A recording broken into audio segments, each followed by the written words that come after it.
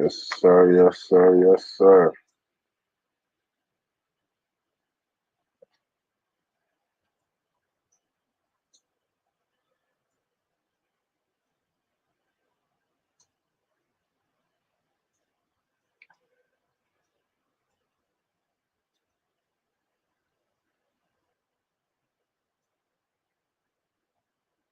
My check. All right, y'all.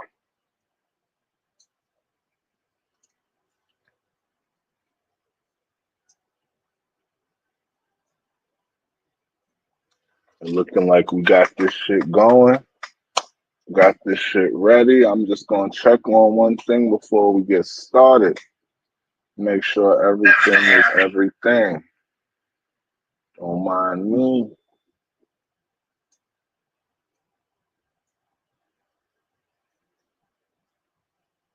I just want to make sure everything is live everywhere. You know what I'm saying? There it is. That's what I was looking for.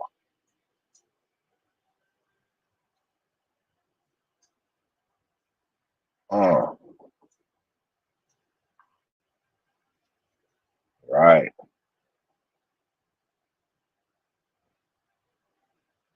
right.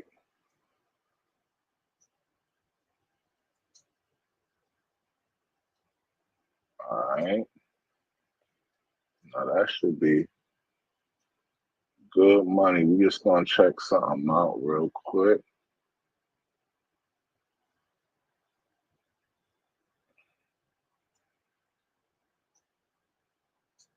Yeah, make sure that we live.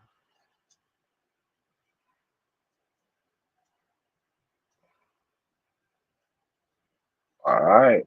Look like we live.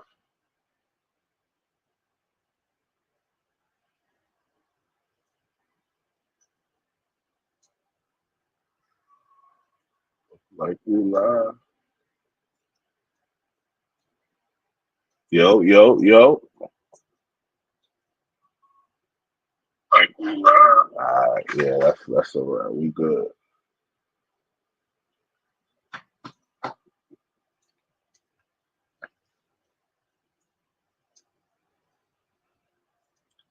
Now, what we gonna do is I'm gonna get started. Yes, I'm is.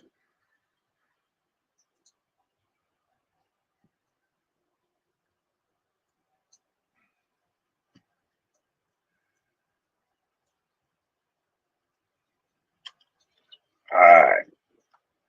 So what we here for today, y'all? Let's get right to it. We doing the Diddy.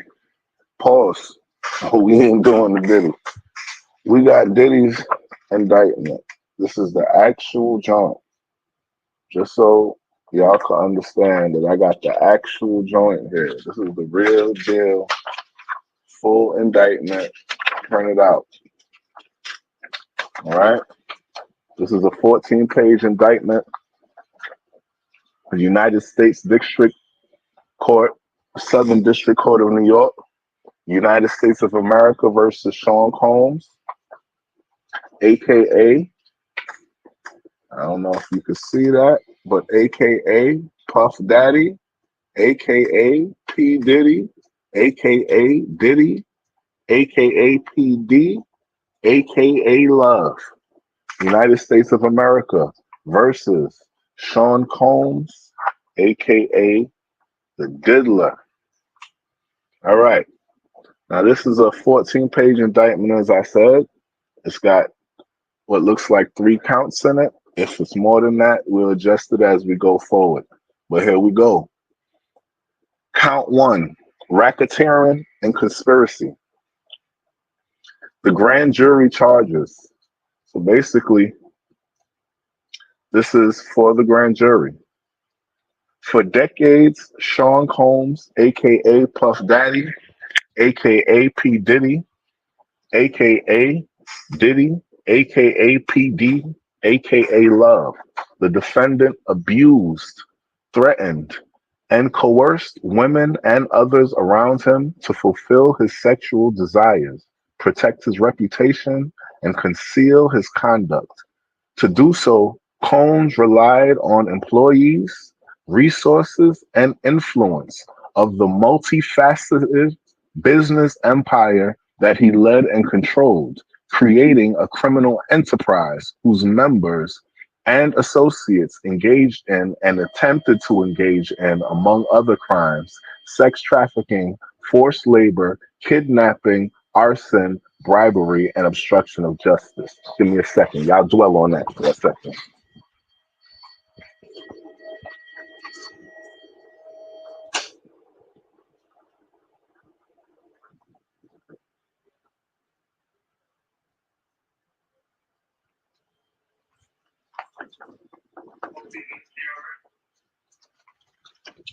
All right. That was number one in the overview of the first count. Here we go into number two of the overview. Sean Combs, aka Puff Daddy, aka P. Diddy, aka Diddy, aka PD, aka Love, the defendant, operated his business headquarters at various times in Manhattan and Los Angeles under a variety of United States based corporate entities, including Bad Boy Entertainment, Combs Enterprises, and Combs Global. Collectively, the Combs business corporate entities in the Combs business included, among other things, record labels, a recording studio, an apparel line, an alcoholic spirits business, a marketing agency, and a television network and media company. Number three in this overview. At all times relevant to this indictment, Sean Combs, with all of the AKAs, the defendant, engaged in a persistent and pervasive pattern of abuse toward women and other individuals. This abuse was at times verbal, emotional, physical, and sexual. As a part of his pattern of abuse, Combs manipulated women to participate in highly orchestrated performances of sexual activity with male commercial sex workers. At times, Combs and others acting at his direction made arrangements for women and commercial sex workers to fly to Combs' location. Combs ensured participation from the women by, among other things, obtaining and distributing narcotics to them, controlling their careers, leveraging his financial support, and threatening to cut off the same, and using intimidation and violence. Number four, physical abuse by Sean Combs with all of the AKAs, the defendant, was recurrent and widely known on numerous occasions from at least in or about 2009 and continuing for years. Combs assaulted women by, among other things, striking, punching, dragging, throwing objects at, and kicking them. These assaults were at times witnessed by others and included one instance at a Los Angeles hotel in or about March 2016, which was captured on video and later publicly reported, where Combs kicked, dragged, and threw a vase at a woman as she was attempting to leave. When a member of the hotel security staff intervened, Combs attempted to bribe the staff member to ensure silence. Combs' violence was also not limited to these women. It extended to his employees, witnesses to his abuse, and others. Sean Combs, the defendant, used the Combs business, including certain employees, to carry out, facilitate, and cover up his abuse and commercial sex. Those employees, including staff, security, household staff, personal assistants, and high-ranking supervisors and other close associates acted as Combs's intermediaries, and their conduct was facilitated and assisted by Combs's control of the Combs business. The Combs enterprise. Wow. from at least in or about 2008 through on or about the date of the filing of this indictment, Sean Combs and others known and unknown were members and associates of a criminal organization, the Combs Enterprise or the Enterprise. Members and associates of the Combs Enterprise engaged in and attempted to engage in, among other activities, sex trafficking, forced labor, interstate transportation for purposes of prostitution, coercion, and enticement to engage in prostitution, narcotics offenses, kidnapping, arson, bribery, and obstruction of justice. The Combs Enterprise, including its leadership, its members, and its associates, constituted an enterprise as defined by Title 18, the United States Code, Section 190, Section 1961, 4. That is a group of individuals associated in fact, although not a legal entity. The Combs Enterprise consisted of Sean Combs, entities within the Combs business, including but not limited to Bad Boy Entertainment, Combs Enterprises, and Combs Global, individuals employed by and associated with the Combs business, and others known and unknown. The Combs Enterprise constituted an ongoing organization whose members functioned as a continuing unit for a common purpose of achieving the objectives of the Combs Enterprise. The Combs Enterprise was engaged in and its activities affected interstate and foreign commerce. The Combs Enterprise operated in the Southern District of New York and elsewhere. At all times relevant to this indictment, Sean Combs was the leader of the Combs Enterprise. Sean Combs and others known and unknown participated in unlawful and other activities related to the conduct of the Combs Enterprise as affairs. These individuals included certain Combs business employees, such as members of the Combs security staff, household staff, personal assistants, and high ranking supervisors, as well as others close associates of Combs. The purpose of the Combs Enterprise included the following: operating a global business in the media, entertainment, and lifestyle industries, including, among other things, record labels, a recording studio, an apparel line, an alcoholic spirits business, a marketing agency, and a television network and media company. Preserving, protecting, promoting, and enhancing the power, reputation, and brand of Sean Combs as a musician, entrepreneur, and figure in the entertainment industry. Enriching members and associates of the enterprise, including its leader Combs, and in particular those who demonstrated loyalty to Combs and willingness to conceal his crimes. Preserving, protecting, promoting, and enhancing the power of the Combs Enterprise, including the power of its leader, Combs, through violence, use of firearms, threats of violence, coercion, and verbal, emotional, physical, and sexual abuse. Fulfilling the personal desires of Combs, particularly those related to Combs' sexual gratification, including through the exploitation of women and the use of commercial sex workers. Enabling Combs. This is a fact, Valiant. This is a big fact. Contract with the devil. This is why they want to keep open border, because it's a big business for Democratic Party. That's a big fact too. Shout out to you, LH. Big facts. Anyway, let's get back to it.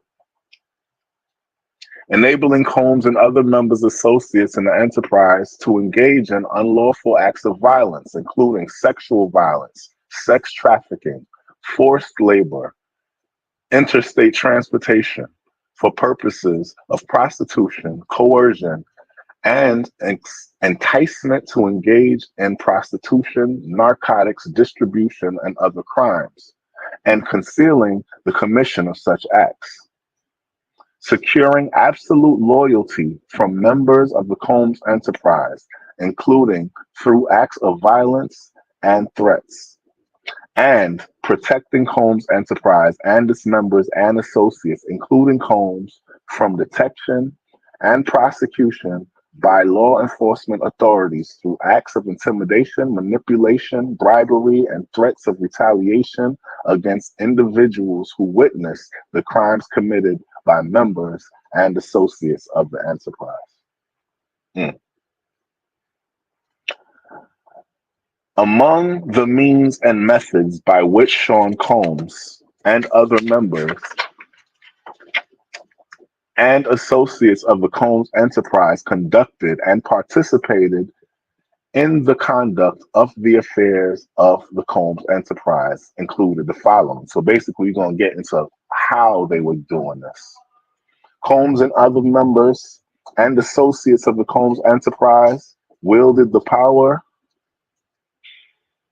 and prestige of Combs's role at the Combs's business to intimidate, threaten, and lure female victims into Combs's orbit, often under the pretense of a romantic relationship. Combs then used force, threats of force, and coercion to cause victims to engage in extended sex acts with male commercial sex workers that Combs referred to as, among other things, freak-offs. Freak-offs were elaborate and produced sex performances that Combs arranged, directed, masturbated during, and often electronically recorded. In arranging these freak-offs, Combs, with the assistance of members and associates of the Combs enterprise, transported and caused to be transported commercial sex workers across state lines and intentionally and internationally. Oh shit, internationally. Wow. Freak-offs occurred regularly, sometimes lasted multiple days, and often involved multiple commercial sex workers. During freak-offs, Combs distributed a variety of controlled substances to victims, in part to keep the victims obedient and compliant, sometimes unbeknownst to the victims. Combs kept videos he filmed of victims engaging in sex acts with commercial sex workers. After freak-offs, Combs and the victims typically received IV fluids to recover from physical exertion and drug use. Wow.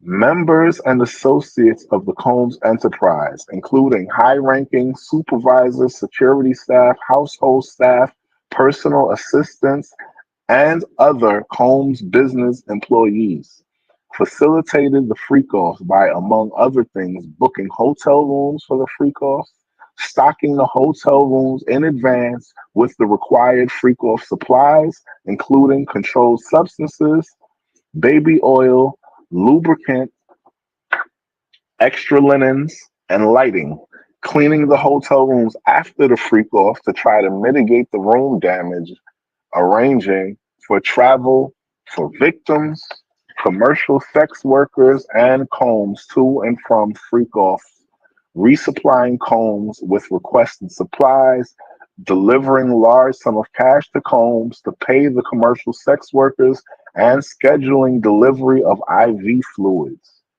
In or about March 24th, during searches of Combs' residence in Miami, Florida, and Los Angeles, California, law enforcement seized various freak-off supplies, including narcotics and more than 1,000 bottles of baby oil and lubricant.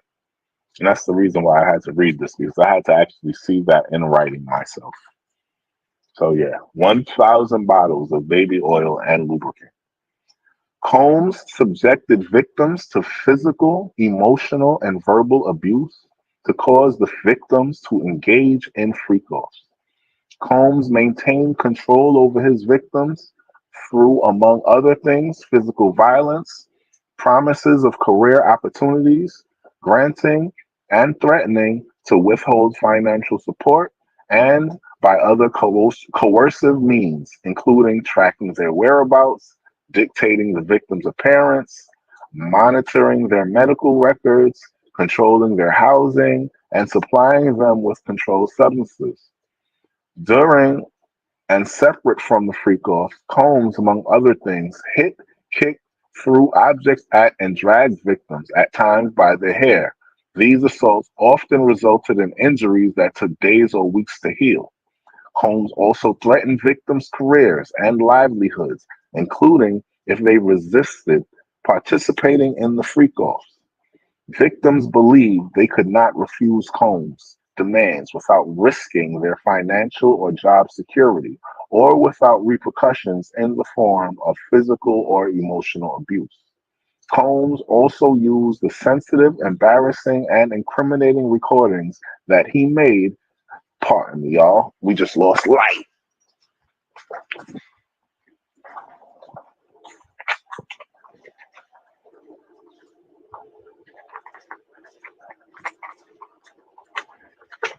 Okay.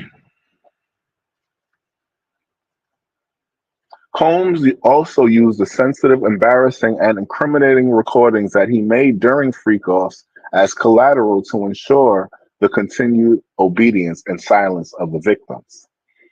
Members and associates of the Combs enterprise, including Combs' security personnel, at times carried firearms. On more than one occasion, Combs himself carried or brandished firearms to intimidate and threaten others, including victims of and witnesses to his abuse. In or about March 24th, during searches of Combs' residence in Miami, Florida, and in Los Angeles, California, law enforcement seized firearms and ammunition, including three AR-15s with defaced serial numbers, as well as a drum magazine. Members and associates of the Combs enterprise enabled Combs' control over victims by following his directions regarding financial payments to victims, advancing or suppressing the victim's career opportunities, and acquiring the controlled substances Combs used to keep the victims compliant. Members and associates of the Combs enterprise at times witnessed Combs' violence toward the victims or the victims' injuries caused by Combs without intervening. Instead, members and associates of the Combs enterprise helped conceal the violence and abuse by, among other things, assisting Combs in monitoring and preventing victims from leaving locations such as hotels or Combs' residence.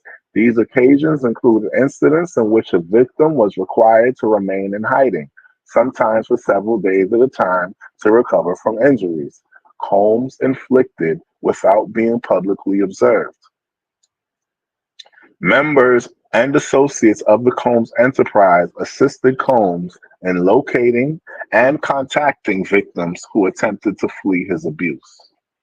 When employees, witnesses to his abuse, or others threatened Combs' authority or reputation, Combs and members and associates of the enterprise engaged in acts of violence, threats of financial uh, reputational harm, and verbal abuse. These acts of violence included kidnapping and arson. In addition, on multiple occasions, Combs threw both objects and people, as well as hit, dragged, choked, and shoved others. When Combs' authority or reputation was threatened by the possibilities of negative publicity, yes, sir, or legal or law enforcement actions against him, including in or about late 2023. Following public allegations of Combs' crimes, Combs and members and associates of the enterprise pressured witnesses and victims, including through attempted bribery, to stay silent and not report what they experienced or knew to law enforcement. on phone calls, Combs and other members and associates of the enterprise, among other things, provided these victims, witnesses, with false narrative of the events in an effort to conceal Combs' crimes. Combs caused these calls to be recorded on at least two occasions. This guy is crazy. From at least in or about 2008, on or about the date of the filing of this indictment, the Southern District of New York and elsewhere, Sean Combs and others, known and unknown, being persons employed by and associated with Combs Enterprise described in paragraph 6 through 12 in this indictment, an enterprise engaged in activities affected interstate foreign commerce, knowingly combined or conspired. Okay, so basically this is all a racketeering. Multiple acts involving kidnapping. They basically repeat themselves multiple times here. Special sentencing factors. Okay. From at least in or about 2009 up to and including in or about 2018, the Southern District of New York and elsewhere, as a part of an agreement to conduct and participate in the conduct affairs of the Combs Enterprise, agreed to affecting interstate commerce, normally recruited this, that, and the third.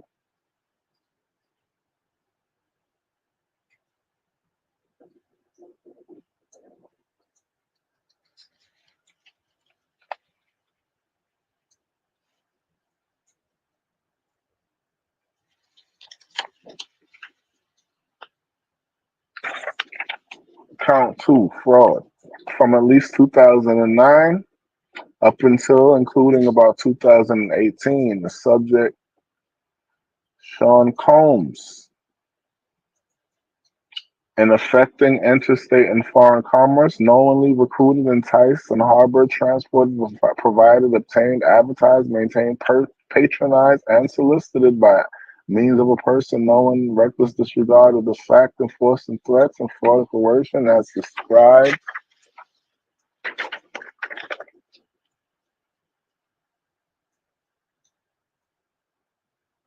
any combination of such means would be used to cause the person to engage in a commercial sex act and attempt, aided, and abetted willfully cause the same. Okay. And count three, transportation to engage in prostitution. Forfeitures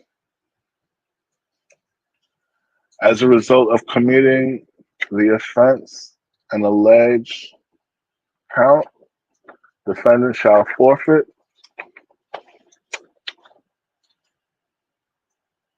any and all interest in securities of, claims against, and property or contractual rights of any kind, affording a source of influence over the enterprise named or described herein, which the defendant established, operated, controlled, conducted, and participated in the conduct of, violation of, and any and all property constituting and derived from proceeds obtained, directly and indirectly, including but not limited to a sum of money in United States currency representing the amount of proceeds. Wow.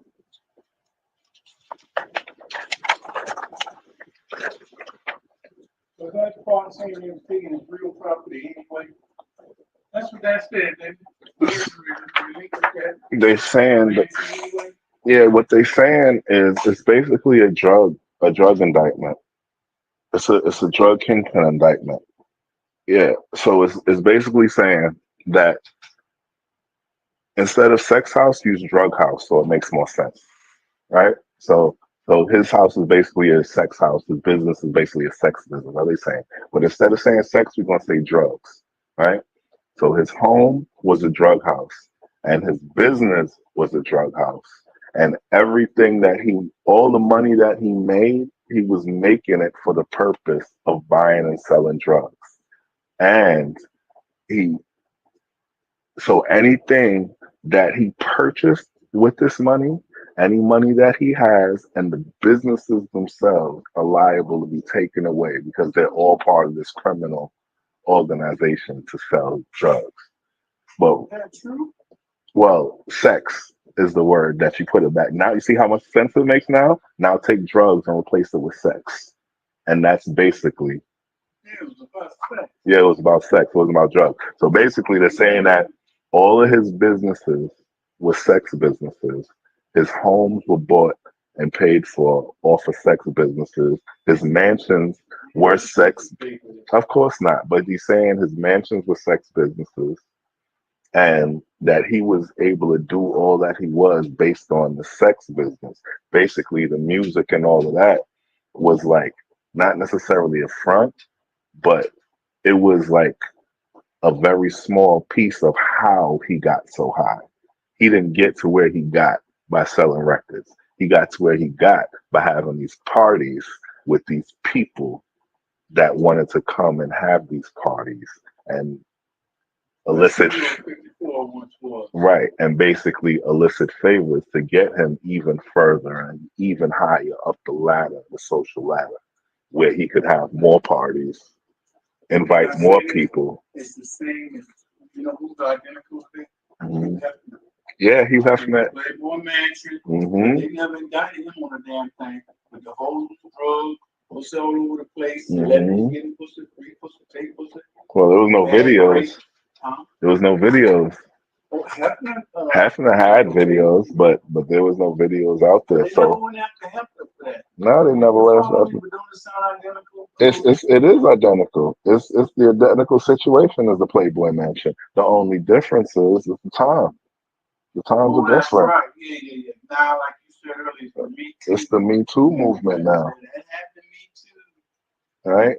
So if Hefner was okay, then but another thing that gives Puffy a little difference than everybody else, even R. Kelly and all of these people that they want to compare, even the Epstein's and the like. Everything's that young pussy. Yeah, but the difference between Puffy and all of these other people, which makes his situation much worse, is they're not just number one, his has violence involved.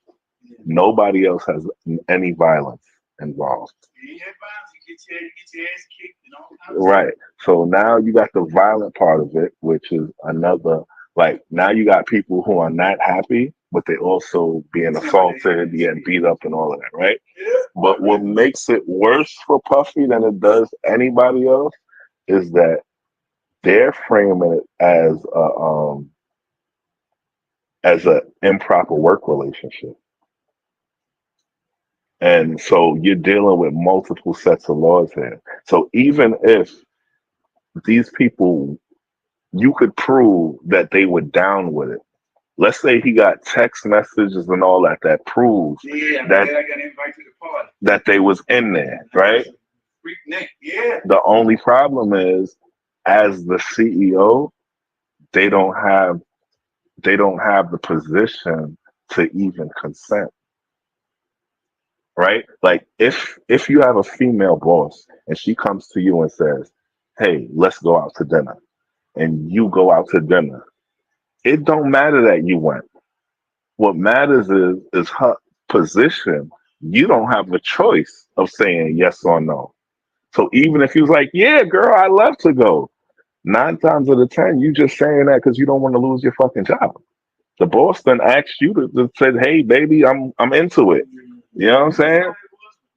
Remember he had that little show making the grade with him last Right, but this girl was one of them. A couple of them girls is in the case. I mean, the one from the video was one of the girls from the group. So at the end of the day, there's some things that he can't get away from. And I like what you said. I wish the lawyer would just be straight with that. Yeah, he's taking all his money. He could do something with that. I mean, he ain't going No, the lawyer is sitting here telling him sweet nothings and taking all his money. And Puffy's ego is such that And he doesn't know the streets well enough or the courts well enough to understand what type of trouble he's in. He's going to try to fight this case instead of taking a plea bargain. He's going to lose in trial, and they are going to hammer him with a 40 or better. They're going to hammer him because at the end of the day, this is an unbeatable case. You take a plea bargain. If it's 10, 15 years, you freaking take that and you shut the hell up. You go about your business because you can't, professional sex workers, you can't beat that you were transporting professional sex workers, prostitutes, for the purpose of having sex. You can't beat that. You can't beat that you have it on tape that you was doing that, right? You can't beat that you was the boss and you was forcing these people to do this with threat of career or not career. You understand? Like you can't get around these types of things in this day and age. The whether they get you from the professionalism side and hit you with all of those federal acts for making your employees suck you off in the bathroom. Yeah, you're going to jail for a long time for doing that. You making you when it's interview time, you saying if you really want this job, zip. You understand? Like that's serious jail time. So you're guilty of 1,000 counts of that, right? And then you're guilty of another 1,000 counts of flying in sex workers, not just fucking state to state, but internationally. Yeah, I'm reading this shit. I'm like, yo, internationally. Bro, this is a whole nother level of crime. And then they documented it from 2009 until the fucking filing, not until a couple months ago. No, until the date we submitted this paper. That means you were continually. If we didn't catch you, you this wasn't stopping. This is what all of this says. Now, if he would have gotten bail, what do you think he would have ran? He's a dummy. His ego is the reason why he's in jail now. He should have been run. Oh, I see. To go to a country that you don't have access to. Him and Russell Simmons could have been together. They said Russell Simmons made a girl go down on him. That was just a rumor in the news. The lady alleges, right? Russell Simmons disappeared that night and he didn't come back. And you haven't heard a word about it since because if he's not in the country, you can't sue him. And if you can't sue him, no lawyer is going to try to fight that case because they don't really care if he goes to jail. They're just putting him in jail so that you can get the lawsuit after. But if we can't put him in jail, we can't get the lawsuit. So Russell Simmons ain't been investigated. He ain't been touched. He ain't been arrested. He ain't been asked to show up nowhere because he's already gone. Puffy watched on national TV the feds do a combined 3-coast raid on 3 of your properties on national TV. We're watching SWAT teams put your children in handcuffs. Yeah, his sons was like, you understand? They was home. Yeah, that's where the police was at his home. They was in his home, right? You watch the cops put your kids in handcuffs, and you thought that they was just what you thought they was just going on a view on a tour? All right, all right. This see how bad it is. Is this is where you're gonna understand how bad it is, how much ego this guy has.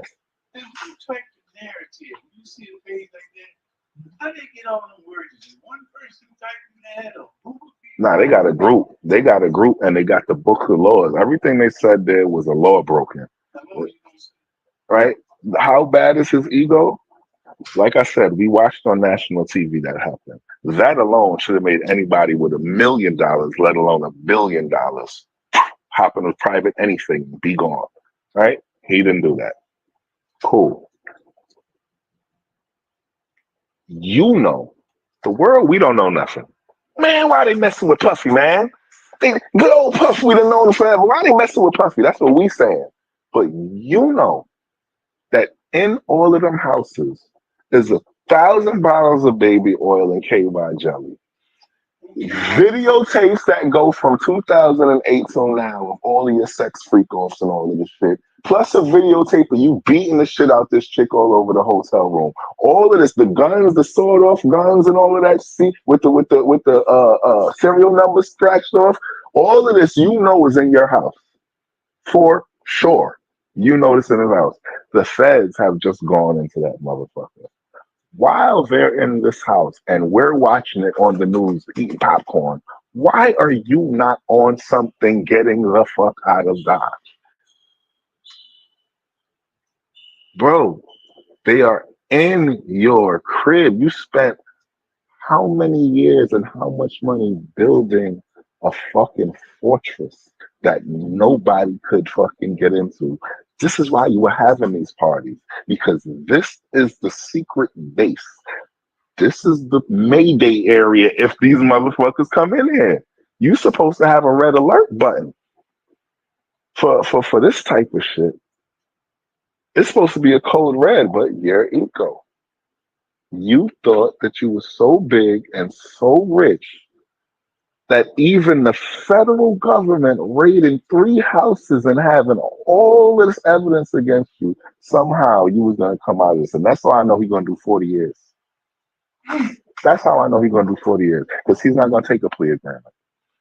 He thinks that he can go in there, do this with his high paid lawyers and get away with it. That lawyer he got in crack. He ain't shit. That's a terrible Lawyer he got is lying to him. I'm watching this like, I yo, thought the same thing. he is sitting here pulling all your money out, brother. You better take that money and hide. And you know what else makes Puffy his ego? Here go another ego problem. You see all that shit they listed? Oh, this is the record label, and this is that, and this is that, and this is this. You know why they're able to list that? They're able to list it because Puffy always wanted to be number one. He ain't like a 50 Cent or these other people, the Jay-Z's of the world and all that, who they got a lot of money, but you don't really know how much money they got because their money is not in their names, right? They've created other things. 50 cents a hide from baby mamas. You know what I'm saying? Like to make sure that you don't get child support taken over. But they've all put their money in other entities that are not their name and are not controlled by them. The feds, they don't even list him by himself without listing his businesses. He's the face of that. What does that mean? That means when you sue him, the business, you know what I'm saying? It's all wrapped into one. When we say we're going to get you, we're getting everything that you own.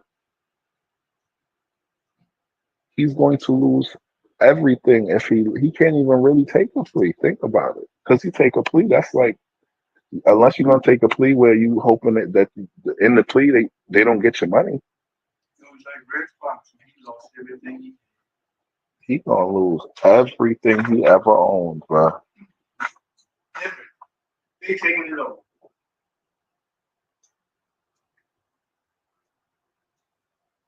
Oh, man. What's that, man? Hmm? Is it back No, this is YouTube. Anyway, let me roll out of here. He was a crazy. The thing about Puffy that's messed up is that as much as I'd love to feel bad for a black man, and I do feel bad watching a black man go through any type of thing with the legal system. But with Puffy, we always know. Like he's one of them dudes that you see how you don't hear nobody coming out defending him and stuff That's like what that. they said. That's what everybody's saying. Not as we could. Bird already said that ain't nobody coming out and saying nothing good about sticking up for him or saying There's no secret. He's that person that that you got in your family that was like always fucked up. You know what I'm saying? Like always been fucked up from day one. You know, he's our family, but he always been fucked up. He was always doing some fucked up shit, bullying people and abusing people. Then he got him some money and he started really being fucked up. And you know what I mean? Taking advantage of people, throwing his weight around. And nobody never really respected him because they always knew he was a soft dude. But now his money is up, so you can't mess with him. You can't say nothing about him. But he was a bum and we all know, right? And it's just like that. And then you find out this person done got locked up for some shit that you knew that they was into. You know what I mean? Like you knew they was into it. We done heard the rumors. We done heard the talk. We done knew he was into it. Now he done got locked up for it. And ain't no speculation about it too. That's another thing. Like you locked up and you cold caught red-handed. Your ego was so bad that you got caught with all the evidence. So it's not even nobody that can act or pretend that they's oblivious. Oh, maybe no Puffy, not the black man. We can't even pretend that we don't know or that they framing something. They might be going after you because you're a black man. There's a bunch of white guys to do this too, which is true. But Puffy was a terror, bro. Puffy slapped Drake. What you putting your hands on Drake for? Slap Drake. Slap Drake. Nah, Drake, everybody love Drake. You know what I'm saying? What you slapping that little high yellow Canadian for? You don't slap Canadians, man. Forget who it is. You from Canada. Ain't nobody heard of no physical violence with nobody from Canada. You know what I'm saying? Somebody say he used to have Usher and he turned out beat. That's what they said. It's some disgusting videos on YouTube. On YouTube currently. I ain't never seen. I'm trying to tell you, Diddy. He got some videos. There's videos with him and Mike Tyson. Put his hand on Mike Tyson's ass. Mike Tyson over there frozen, can't move because they live on national TV. You know what I'm saying? But Mike Tyson, you can see Mike Tyson do a little sit up, move out his chair a little bit, turn to, you know what I'm saying? Bruh, I'm telling you, this dude has been obvious like since forever. There's no, so you can't even feel any remorse for him. You can't, and What's happening now? you know whether these people were with it or whether they weren't with it. You know whether they were trying to go after his money, whether they get two appeals when they turn down that bail. yeah he missed both of them. Get the second one, that's it. Yeah, The federal system. yeah. That lawyer got him thinking he gonna get some time. First of all, it was a bad appeal. What you mean? If you try to get something right now, right? You try to get something right now, denied. I watched the press conference after he got denied the first time. They asked the lawyer, you know, what are you doing now that you get denied? The lawyer says, I don't want to misquote him, but he says something like, you know, we were denied by this judge. We're gonna go and appeal it to another judge. I basically everything we laid out here, you know, I feel is this, and basically you're saying he's gonna say the same exact thing that he just got denied for. He's gonna say it. So his hope is that this judge just had an issue, and the next judge is gonna not have that issue. Judges are impartial. Whatever this judge saw, it was unbiased, and if it was biased, it was biased against your client. Yeah, that's right. And if it's biased against your client, it's not because of that particular judge. It's coming down from something on higher than that judge. So that means that all of the judges in the courthouse is going to be on the same type of page. One judge is not going to be denied, and then the next judge let him out. Right. Right? The next judge is going to deny it too. So the only way the appeal is going to work. Fire command is in emergency. Okay, go ahead, Slim. Yeah, the only way to appeal, the second appeal would have worked is if they would have appealed under different grounds than the first appeal instead of the same exact package, or if they would have waited. I heard that too. Right. If he would have did a little bit of time in the jail, then he could have, after the first court date or after such, he could have came to the judge. Okay, listen, judge, listen, Can we get a bail package now? He's spent such and such a time. He's been a model freaking prisoner for this time. He's going through this type of suffering for the time that he's been in there. It's not in this type of environment. We're gonna monitor the phones. We're gonna monitor his ankle. We're gonna make sure he got no, you know what I'm saying? The whole shebang. And we're gonna put up a bunch of money. But that's a better situation than they telling you no yesterday and you coming back tomorrow again. Because now you're just showing that you really don't get it. You spoiled motherfucker. There you go. Like 9 times out of 10, a lot of these judges be looking at the shit like how I could say, yo, he's finished. They gonna give him time. A judge can't really look at it that way, right? A judge got to say you innocent until proven guilty. Yeah. A judge has seen so many of these cases with so many of these people that 9 times out of 10, a judge is looking at it like, you might beat this shit.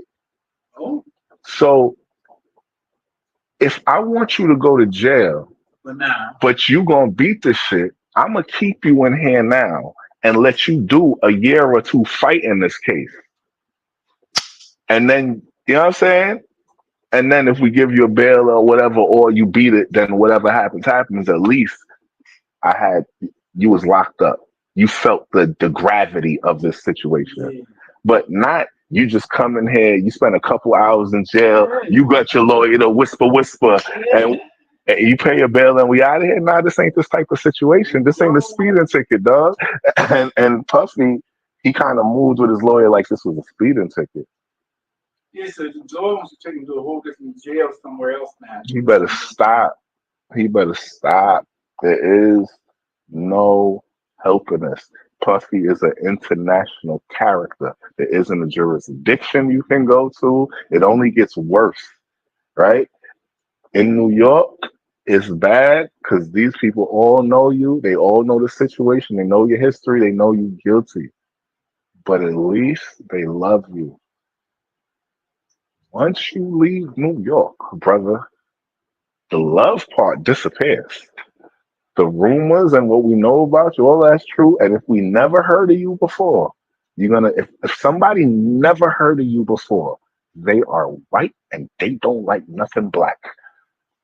Cause it's the only way you could have never heard of Puffy. Yeah, I'm going to have a jury. That's right. You right. It's gonna be a jury. And you have two choices. You got people who know you You say like with OJ. and know everything about you. Some love. Yeah, I mean, but they knew OJ. They knew he was beating that white woman. They did know that, them jury members. OJ went out on bail, right? For the Nicole case? Yeah, during the case itself. Yeah, he was on bail. Nah, he wasn't locked up. He was on bail. He was able to go home. Yeah, Every night. yeah, he was going home. Yeah. But they knew he was beating that woman up. Yeah, I know. Right? I saw it on tape. Everybody knew he was beating her. Beating the shit out that way. But because they did know him, he was able to get a little bit of love. I agree with you on that. Right? It was so intuitive. I never knew you was like this. But Puffy, But you're right. he could stay here. He gonna get flushed either way. But maybe he only gets flushed for the actual criminal offenses and not some of this demented shit that's going on. You know what I'm saying? Because if he ends up going to Wisconsin somewhere and they just show this black billionaire beating up on this little white girl.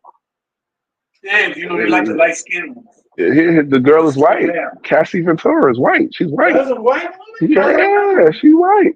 I thought she was a light skin. I mean, they stay in our world, but she white. And so you beating up these girls, and the way the video is played, the way that video looks. You run down that whole. Ooh. And everything. He did a towel. He kicked her, drove her back, and then he would have a sex party, and your pussy would be so sore you need an IV in 2, 3 days, 4 days to recover. Yeah, I'm trying to tell you. And everything was pounding so hard, and then all this stuff.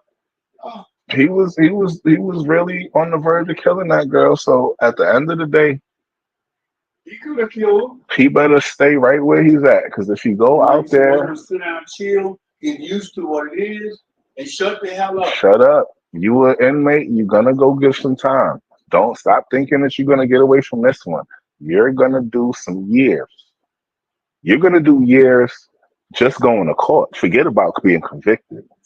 You're Now, gonna what do happens to the money? What happens to the house? Does it get foreclosed on? Is it paid for? What every, happens to all that? everything is on autopilot. I'm sure he don't sit at home paying bills, right? I'm sure all of his business. But see, what the feds do though is they like to freeze your accounts. So I don't know how this process is going. He should start selling shit fast. When he was gonna sell that house, wasn't he gonna sell it for I back don't know if he away? can anymore. It's part of the case. Evidence. That's The right. house has become a giant That's crime right. The scene. house, all of the businesses, It's a crime everything. That's scene. right. I don't think he can touch any money anymore. I think all of his money is frozen. I think he's in real trouble. This is crazy.